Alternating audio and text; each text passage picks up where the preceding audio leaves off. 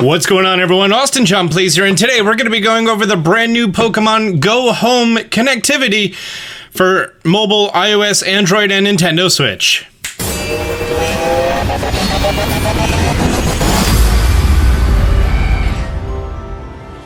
At the time of recording, they are going to be rolling out these features based on your Pokemon Go level. When this went live at 5:45 p.m. Eastern Standard Time on November 10th, it's only available for level 40 players.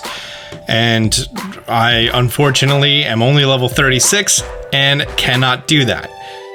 This has officially updated on both the Nintendo Switch version. So if you open up Nintendo Switch and Pokemon Home, you're going to see something here that says Pokemon Go, where you can transfer Pokemon. If you open up the mobile version, you're going to see the same thing. Now, here's the thing. We knew that this was going to cost something to transfer these Pokemon.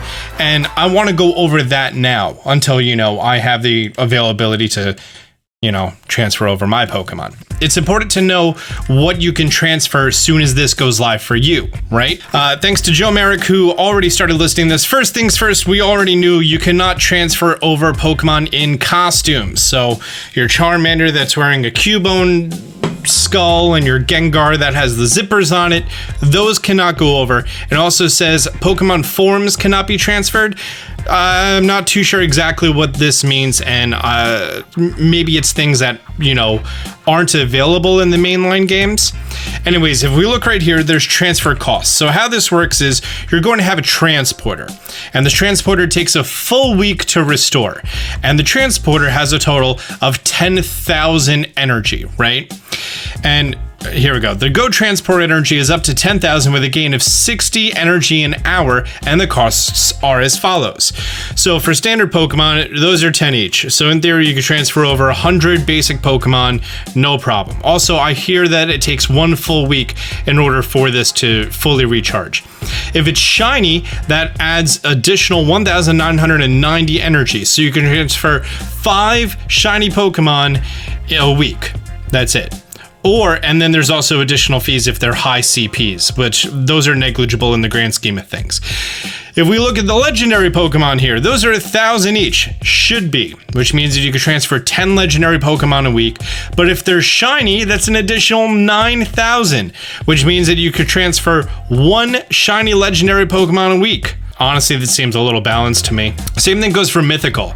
If it's a mythical shiny, you can transfer 1 a week, which definitely makes sense because a lot of these mythical Pokemon have never been available in the United States and a lot of countries in their shiny form legitimately, And then a lot of them, you just haven't been able to get them unless you had specific events, specific places, certain times of the year. It's been a whole mess. But now that anyone doing these raids has a chance to catch these, this does seem a little balanced. And then there's also a whole, here we go. This is what we talk about as far as the forms. Cast form in its weather forms. When the transfer is over, it's just going to be normal form. Cherrim is going to become its normal form. Same thing with Giratina, loses its origin form. Darmanitan Zen mode, the Galarian Zen mode, any of the special drives for Genesect, the Pirouette Meloetta, and Pokemon that cannot transfer. Any Spinda, that makes sense because Spinda coding is weird. Armored Mewtwo, makes sense because he's not in the games, despite the Sword and Shield leaks. The clone Pokemon from the original Pokemon movie. Any of the special hats, the Halloween costumes of Bulbasaur, Charmander, Squirtle, etc. Squirtle Squad Blastoise.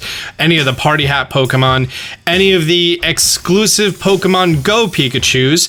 I do want to note that the Cap Pikachus can be transferred. Special Gengars can't. The special Eevees can't. The special Pichus can't. You get the idea. There's no real Pokemon that you didn't expect that couldn't be transferred that can't be transferred, okay? So don't worry about that. In addition, now players who are level 38 can nominate new Pokemon stops. That's neat, but not transfer yet. I think this is going to be a fast rollout. They just don't want, everyone who's a low level to start transferring over their Pokemon all at the same time, and your secondary accounts and stuff like that. Yeah, I still don't have the option in settings, but my friends like Zoe 2 Dots, who is level 40, says that it is live for level 40 players. Your first time transferring over Pokemon from Go into Home, you are going to get access to the special Gmax Melmetal event. Again, I'm not that level, so can't do it yet. That's going to be a video for later or tomorrow. Neat. Also, I don't know if it's going to be like, oh, now level 39 can, now level 38, or if they're just going to be like, okay, now it's going to be level 35, and then 30, and then 25, if they're going to jump down more aggressively like that. In regard to the charging, you can wait the time, which is a full 7 days, hour to hour, for a full 10,000 energy, or you are allowed to charge it. And if you do decide to charge it, give me a moment here. Okay, it takes 1,000 coins in order to fully charge the transporter energy. How much does 1,000 coins cost? I don't think that's cheap. I do not think that is cheap. 1,000 coins is, well, for $10 you could buy 1,200 coins. So it's about $9 to refill your transporter. So either wait a week or you spend $10.